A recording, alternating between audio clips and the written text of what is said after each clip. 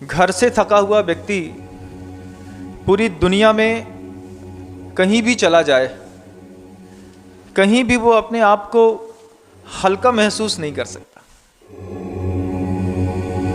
दुनिया से थका हुआ कोई व्यक्ति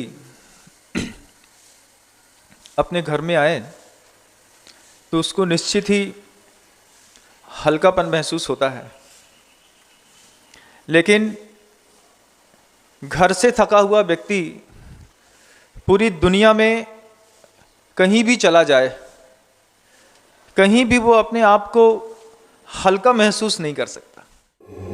संसार का कितना भी वजन क्यों ना हो, घर के अंदर आने के बाद वो बोझ उतर जाता है। लेकिन अगर घर के अंदर ही भारीपन बढ़ने लगे तो फिर वो घर छोड़ करके दुनिया में कहीं भी चला जाए, कहीं पर भी, किसी भी तीर्थ क्षेत्र में, किसी भी संत के पास, कहीं भी वो कभी हल्का हो ही नहीं सकता। संसार में आप सब भी रहते हैं बंधुओं, और जो संत उपदेश दे रहे हैं वे भी संसार में ही रहते हैं। संसार में 4 तरह की मानसिकता वाले लोग रहते हैं दुनिया में। पहला स्तर है लोगों का तनाव देने वालों का, दूसरा स्तर तनावग्रस्त लोगों का, वो भी बहुत बड़ा वर्ग है। तीसरा एक स्तर है तनाव को पढ़ने वाले लोगों का। समझ रहे हैं? आपके चेहरे में कोई तनाव दिख रहा है और कोई उसको पढ़ ले, कोई उसको जान ले, समझ जाए दूर से देख करके कि देखो इसको तनाव तो है। तो तनाव पढ़ने वाले लोग भी इस सृष्टि पर मिल जाएंगे। कोई पॉमेस्टोलॉजिस्ट मिल जाएगा, कोई ज्योतिषाचार्य मिल जाएगा, कोई कुंडली देखने वाला मिल जाएगा, और आजकल तो शास्त्री जी चल ही रहे हैं। कौन? बागेश्वर धाम। अरे महाराज जी, हाँ, वो भी धीरेन्द्र कुमार जी हैं, एक शास्त्री जी बागेश्वर धाम में। वो तनाव दूर करने वालों के लोगों की श्रेणी में शामिल नहीं है, उसकी श्रेणी इस तनाव पढ़ने वालों में है। आप जब भी वहां जाते हैं तो वहां जाने के बाद आपको क्या पता चलता है? जैसे किसी ज्योतिषाचार्य के पास ज्योतिष पता चलती है, ठीक ऐसे ही शास्त्री जी आपका चेहरा देख करके आपका तनाव पढ़ लेते हैं। तनाव पढ़ लेते हैं, कागज में पहले से लिख देते हैं कि ये तनाव तुमको है, तुम ऐसे ऐसे स्थितियों से गुजर रहे हो। एक बहुत बड़ा वर्ग है, एक मात्र वो नहीं है, बहुत बड़ा वर्ग है तनाव पढ़ने वाले लोगों का। लेकिन सबसे न्यूनतम स्तर का वर्ग है तनाव दूर करने वाले लोगों का। तनाव देने वाले संसार में बहुत हैं, तनावग्रस्त बहुत हैं, तनाव पढ़ने वाले भी बहुत हैं बंधुओं। किसी भी व्यक्ति के चेहरे को देख करके उसके जीवन शैली को समझ लेना, उसके अंतरंग को समझ लेना कोई बड़ी बात नहीं है। पढ़ लेता है आदमी, थोड़े मोटे मंत्र होते हैं, उस मंत्रों के माध्यम से, सिद्धि के माध्यम से कुछ ऐसा मिल जाता है कि लगा करके बहुत अच्छे से, और हम तनावग्रस्त लोगों के तनाव को पढ़ तो सकते हैं। मजा तो तब आए कि उस व्यक्ति के पास जाने के बाद हमारा तनाव दूर भी हो जाए। लेकिन वहां तनाव दूर नहीं होता, सिर्फ तनाव को देखने दिखाने में हुजूम लगता जाता है। जैसे कई बार एटमॉस्फेयर में जब बादल शेक हो जाते हैं तो एक ही जगह शेक होकर के गिरने लगते हैं, ऐसे ही जनता गिरती है बंधुओं। लेकिन गिरती हुई जनता को उठाने का मंत्र गिने चुने लोगों के पास आता है। कितनी बड़ी बात है तनाव से ऊपर उठाने, दूर करने का उपक्रम। तनाव को दूर करने का उपक्रम धरने वाले एक ऐसे ही महापुरुष जिन्होंने अभी अभी जहां वो चातुर्मास कर रहे हैं उसके आसपास के, जैसे भगवान महावीर का समोषण जहां भी लगता था योजनों की भूमि पर दुर्भिक्ष मिट जाती थी, ठीक ऐसे ही गुरुदेव ने सिरपुर में चातुर्मास कर रहे हैं, और सिरपुर के आसपास की जनता का सबसे पहले उन्होंने तनाव पढ़ा। तनावग्रस्त जनता का उन्होंने तनाव पढ़ा भी, और तनाव को दूर करने के लिए उन्होंने ताना बाना का एक ऐसा उपक्रम धरा। 1008 हरकर्गों के माध्यम से जो जनता आर्थिक अभाव के कारण बहुत ज्यादा तनावग्रस्त थी, उस तनाव को पढ़ करके तनाव को दूर करने का काम करने वाले महापुरुषों में भगवंत गुरुदेव श्री विद्यासागर जी महाराज जैसे महापुरुष दृष्टिगोचर होते हैं बंधु। सिर्फ डोनेशन गुल्लक में डाल देने से काम नहीं बनता, उसको एक संयोजना रूप में आकार देना, किसी व्यक्ति का तनाव दूर कर देना, ये अपने आप में दुनिया की सबसे अद्भुत कौशल है। आप मंदिर जाएं, खूब पूजा करें, मंदिर का निर्माण करें, मंदिर में जाकर के जिन बिंब की स्थापना करें, इनका अपना फल है। लेकिन किसी के तनाव को दूर कर देने वाले की जो लोक कल्याण की जो मंगल भावना अंदर धर करके और अपने जीवन का निर्वाह करते हुए दूसरों के जीवन को भी आकार देने में सक्षम होते हैं, ऐसे लोगों को तीर्थंकर प्रकृति नाम कर्म का बंध होता है। ऐसे साक्षात जिनको अगली परायों में तीर्थंकर की पदवी मिल भी सकती है, क्योंकि उनकी भवितव्यता तो मात्र वे ही जानते हैं या केवल ही जानते हैं। हमको तो लगता है कि वो बनेंगे और हम उनके समोषण में जाकर के बैठ करके फिर उनकी अमृतमयी पीयूष देशना का पान करने का सौभाग्य प्राप्त करें। दुनिया में तनाव पढ़ने वाले लोगों के पास जितनी भीड़ है, उससे ज्यादा चिंता उन व्यक्तियों को रहती है कि हम इनका तनाव दूर कैसे करें। कथाओं को सुन लीजिए, प्रवचन सुन लीजिए, 1 घंटा रोटी बनाते बनाते ये प्रवचन वहीं पे लगा दिया। महाराज जी के प्रवचन अच्छे लगते हैं, रोटी बनाते बनाते प्रवचन लगा देते हैं, रोटी भी अच्छे से बन जाती है, 1 घंटा निकल भी जाता है। इससे घर का तनाव दूर होने वाला नहीं है कुछ भी, है ना। अब ये 4 बातें कौन कौन सी बंधु हैं, एक बार फिर से देखें। तनाव देने वाले लोग, तनाव ग्रस्त लोग, तनाव पढ़ने वाले लोग और तनाव को दूर करने वाले लोग। ये 4 चीजें हो गई। दुनिया में 4 तरह के लोग मिलेंगे। आप किस श्रेणी में आते हैं, एक बार अपना अन्वेषण जरूर करिएगा। अन्वेषण कैसे करें महाराज? आप देख लीजिए, परिवार में प्रतिकूलता आने पर कितने व्यक्ति हैं जो आपसे प्रेम करते हैं। लोक में, समाज में जब आपके परिवार में प्रतिकूलता आ जाए तो कितने व्यक्ति हैं जो आपको सहयोग देने का भाव रखते हैं। 3 जगह प्रेम पाना बहुत जरूरी है। सबसे पहले परिवार में प्रेम मिल जाए, उसके बाद समाज में या लोक में प्रेम मिल जाए, और तीसरा गुरु से या प्रभु से प्रेम मिल जाए। 3 जगह का प्रेम अगर तुमने पा लिया तो फिर तुम्हारी श्रेणी तनाव दूर करने वालों में मान ली जाएगी। लेकिन अगर तुमको 3 तरीके में से कहीं का भी प्रेम ना मिला तो फिर तुम कौन सी श्रेणी में हो? तनाव देने वालों में कि तनावग्रस्त में? नहीं महाराज, तनाव देने वालों की श्रेणी में आएगा अगर आपको पता चले कि आपके परिवार में कोई भी व्यक्ति आपसे प्रेम नहीं करता। समाज में तुम जियो या मरो, तुमको उससे कोई मतलब नहीं है। तुम्हारे घर में किसी की मिट्टी हो जाए तो सामने वाली महिला आकर के ये ना पूछे दीदी हम हैं, चिंता मत करना।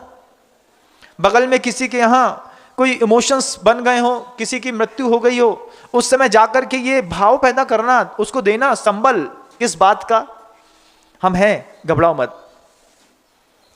किसी की दुकान जल गई, मकान जल गई, डेवलप नहीं हो पा रहा है, वो देखते हैं कि उसका मेंटल स्ट्रेस निरंतर बना हुआ है।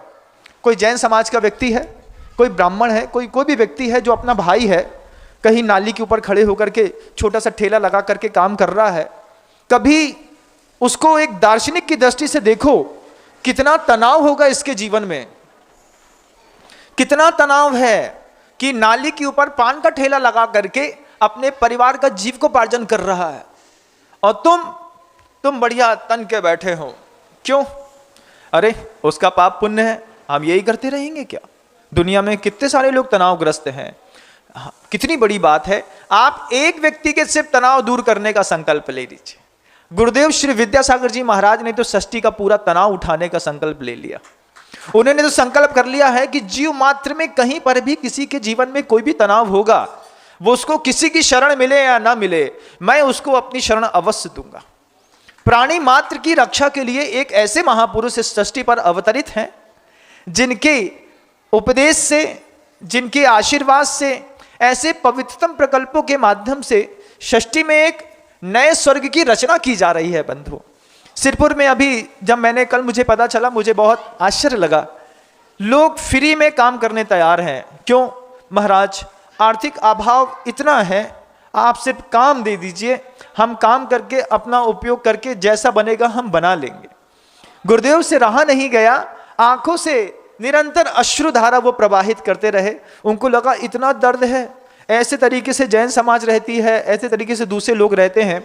उन्होंने समाज का भेद नहीं किया, हर वर्ग के लिए उन्होंने हथकरघा एक देने की घोषणा कर दी और करीब 8 एकड़ जमीन पर 1000 से ज्यादा हथकरघों का प्रकल्प वहां पर शुरू हो गया।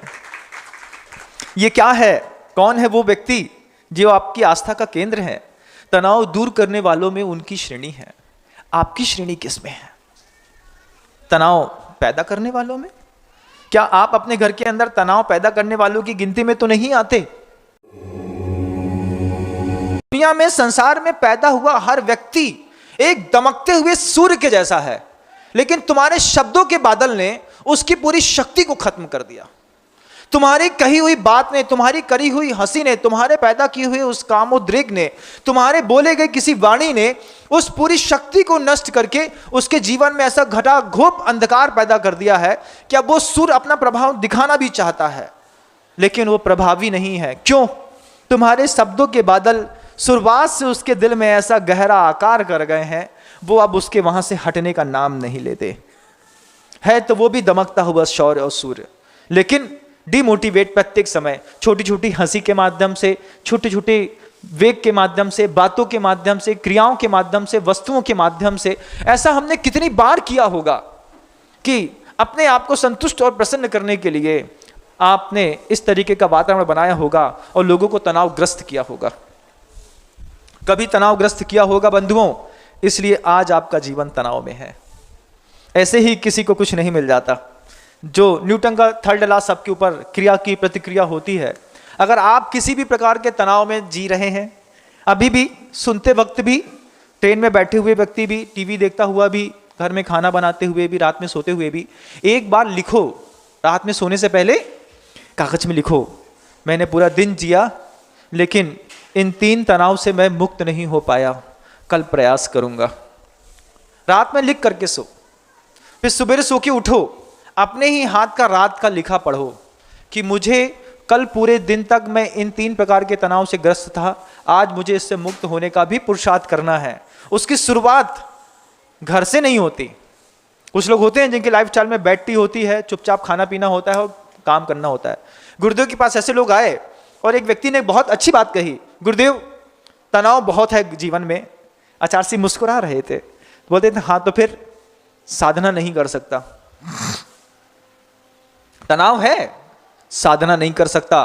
तनाव है, मैं दुनिया की कोई भी वेदना सहन नहीं कर सकता और तनाव मुक्त होना चाहते हैं।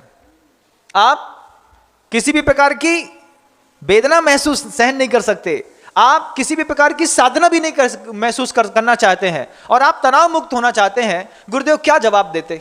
लेकिन गुरुदेव तो लाजवाब है। उन्होंने ऐसा पवित्रतम जवाब दिया कि सामने वाला खुश हो गया। गुरुदेव कहते हैं तुम साधना नहीं कर सकते, तुम वेदना नहीं सहन कर सकते, कोई बात नहीं, तुम वंदना करना सीख लो। क्या सुना आपने? तुम साधना नहीं कर सकते, तुम वेदना सहन नहीं कर सकते, साधना तुम्हारे बस की बात नहीं है, वेदना सहन करना, दुख सहन करना तुम्हारे बस की बात नहीं है, साधना नहीं है, वेदना नहीं है, कोई बात नहीं, तुम सिर्फ वंदना करना सीख लो। तुम्हारे धीरे धीरे धीरे वंदना करने के प्रभाव से सारे के सारे तनाव दूर हो जाएंगे। लेकिन वो वंदना का प्रभाव भी हमारे जीवन से खो गया। हम सुबह उठ करके मंदिर जाना ही पसंद नहीं कर सकते। किसने कहा केस लॉन्च करने के लिए? किसने कहा कि भगवान बनने के लिए? किसने कहा कि सब छोड़ने के लिए? किसने कहा तुमसे साधु बनने के लिए? सिर्फ इतना ही तो कहा कि जो साधु बन गया है, जो भगवान बन गया है, जिसने केस लॉन्च कर लिए हैं, जिसने सब छोड़ लिया है, सिर्फ उसको नजर भर के एक बार देख करके चले आओ।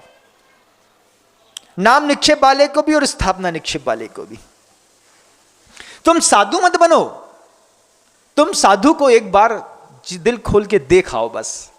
तुम भगवान मत बनो, कोई बात नहीं, तुमसे संसार नहीं छूटता ना, कोई बात नहीं, कोई बात नहीं। लेकिन तुझसे संसार छोड़ करके तीर्थंकर की सत्ता प्राप्त कर ली है, स्थापना के माध्यम से जिसको विग्रह के अंदर जिनमें तीर्थंकर की स्थापना करके मंदिर में जिनबिंब स्थापित कर दिए हैं, तुम उनकी वंदना करके तो चले आओ। एक बार मैं उनका अभिषेक कराता हूं, मैं एक बार उनकी पूजन कराता हूं, और जब किसी तपस्वी का और किसी मूर्ति का संयोग एक साथ मिल जाए तो फिर ये भावना करो कि महाराज मैं साधना नहीं कर सकता, मैं वेदना सहन नहीं कर सकता, मैं वंदना करने आया था, आप भी यहां से पुण्य के संयोग से मिल गए, अब मेरे नाम की एक शांति धारा आपके मुख से हो जाए, इससे ज्यादा दुनिया में क्या सोचा। ये कौशल है अपने आप को संवारने का, लेकिन इस कौशल से हम बहुत दूर हैं।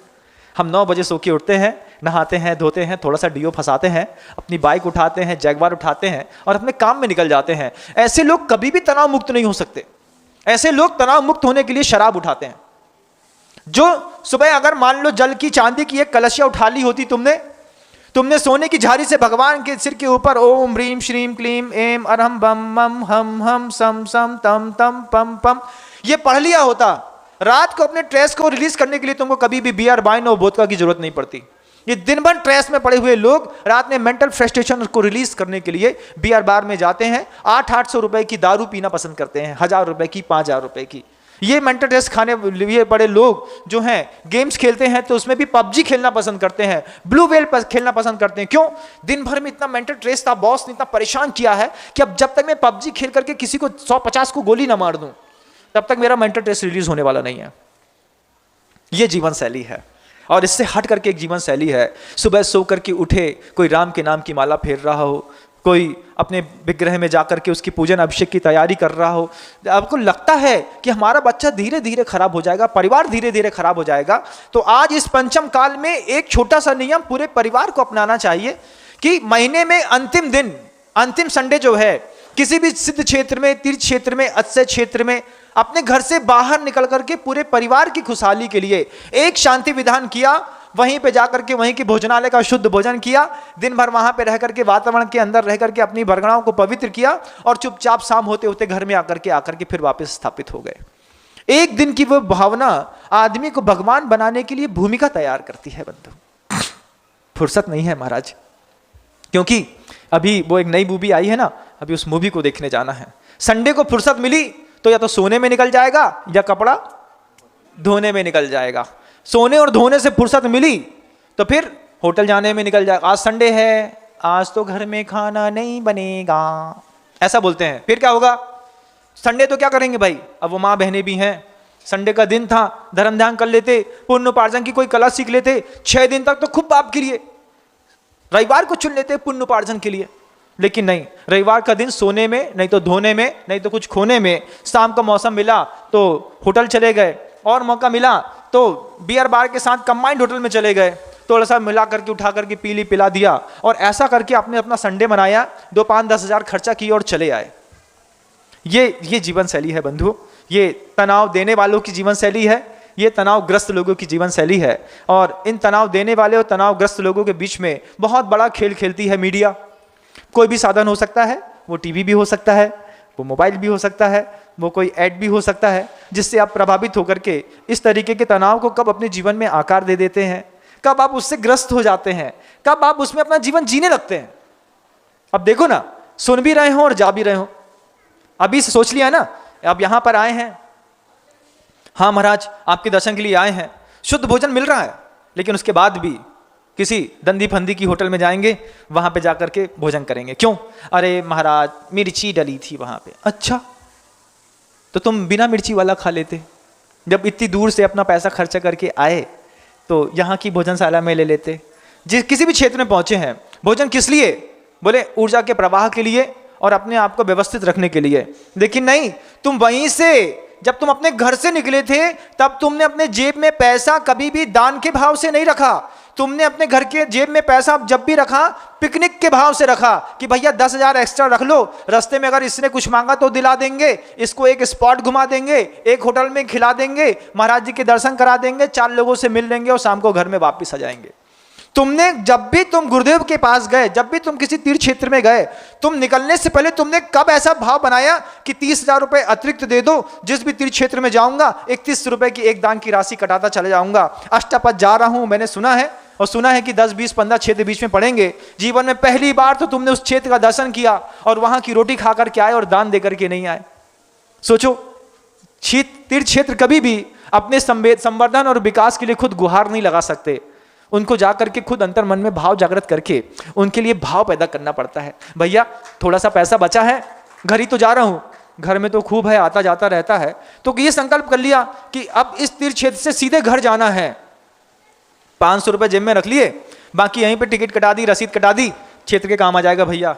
अरे नहीं, घर बचा के ले चलो। क्या काम में आया? तीर्थ क्षेत्र में जिनेंद्र भगवान के समक्ष आकर के पैसा घर में लौट गया, और फिर लड़के ने उससे टिकटॉक किटकैट खरीद ली, किसी ने कोल्ड ड्रिंक खरीद लिया, किसी ने सिगरेट खरीद ली, किसी ने कुछ और खरीद लिया। सोचो तो कि पुण्य की कितनी बड़ा खेल था कि घर से तुम धन निकाल करके लेकर के आए थे, तीर्थ क्षेत्र में शांतिनाथ भगवान तक, पार्श्वनाथ के भगवान तक के उसके तक पहुंच गया, लेकिन तुमको ऐसा नहीं लगा कि अभी इस जो पैसा मेरे जेब में रखा है इससे घर पहुंचूंगा तो फिर पाप हो जाएगा, इससे अच्छा है कि थोड़ा सा बचा करके सब छोड़ देते हैं। ऐसा भाव पैदा नहीं होता। क्यों? हमको किसी ने सिखाया ही नहीं। जबकि ऐसा संकल्प घर से लेकर के कोई धर्मात्मा चले कि इस बार तीर्थ क्षेत्र की यात्रा में जितने भी क्षेत्र मिलेंगे, जहां दिखे कि दीवार गंदी है, समझना सामर्थ्य नहीं हो रही होगी तब तो पुतवाया नहीं ना। टेबल टूटी है तो टूटी टेबल में एक नोटिफिकेशन लिख देते हैं, अब व्यवस्था बहुत थी, इस अव्यवस्था के कारण इस क्षेत्र इस व्यवस्था को सुधारे। उसके साथ ये भी लिख देते, व्यवस्था सुधारने के लिए मेरी तरफ से 51,000 रुपए का दान भी स्वीकार करें। दान नहीं देंगे। दान क्यों? अरे क्षेत्र में कहां ऊपर से आता है क्या? वहां से ऐसा होता है क्या कि भैया वो भगवान है और तीर्थ क्षेत्र है, कोई मंदिर है तो वहां से ऐसा टपकता है क्या? नहीं, तुम्हारे भरोसे। जब किसी तीर्थ क्षेत्र में अव्यवस्था की शिकायत करो तो उस क्षेत्र की व्यवस्था सुधारने के लिए दान भी दे करके जाओ। संकल्प लो कि जिन चीजों में तुम्हें तकलीफ हुई है, एक एक तकलीफ तुम सुधारते चले जाओ। देखो हर तीर्थ क्षेत्र कैसा स्वर्ग सा दिखाई देने लगेगा।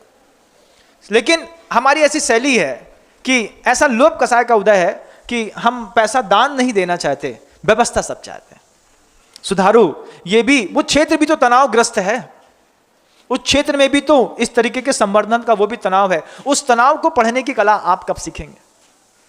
कब आपको जाकर के दिखेगा कि ये मंदिर में भगवान शांतिनाथ की दीवार के पीछे से पानी बह रहा है, भैया ये ठीक क्यों नहीं होता? होता है, थोड़ा दिक्कत हो रही है, थोड़ा धन का अभाव है, ले लो हमसे, हमारे पास इतना है, आप हमसे ले लो और फिर हमारे जैसे कोई और आएगा उससे और ले लेना।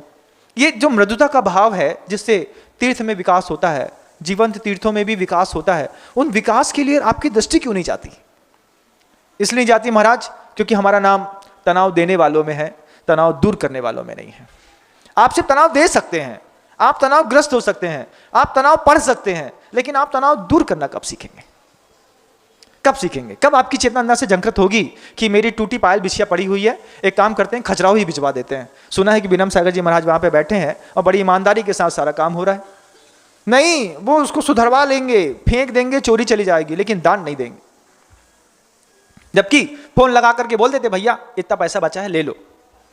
हर आदमी को हर जगह शंका होती है। मैंने सबको विश्वास दिलाया कि इस खजुराहो में एक भी रुपए का खेर पेट नहीं होने वाला। क्यों? मैं अपनी गिद्ध जैसी आंख से सब देख रहा हूं अपने आंख के सामने। एक भी संपत्ति के एक भी रुपए की खराबी नहीं होगी, नहीं होगी और नहीं होगी, बिल्कुल नहीं होगी। विश्वास रखना पड़ता है, करने से होता है, लेकिन सहयोग सबका अपेक्षित रहता है। आप तनाव देने वाले लोगों की लिस्ट में शामिल हो गए हैं बंधुओं। जो व्यक्ति उद्बोधन सुनने के बाद भी दान देने का भाव ना रखता हो, वो सिर्फ तनावग्रस्त नहीं है, वो तनाव देने वालों की लिस्ट में शामिल है। कई बार मौन रहने वाले लोग विरोधी माने जाते हैं।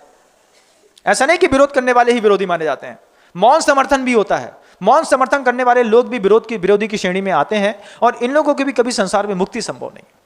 अब आपको ऐसा लगता है कि हाँ कुछ और अच्छा किया जा सकता है, तो आप तनाव दूर करने वालों के लोगों तक अपनी आत्मा के परिणामों को लाने का प्रयास करें, और शुरुआत अपने घर से करें।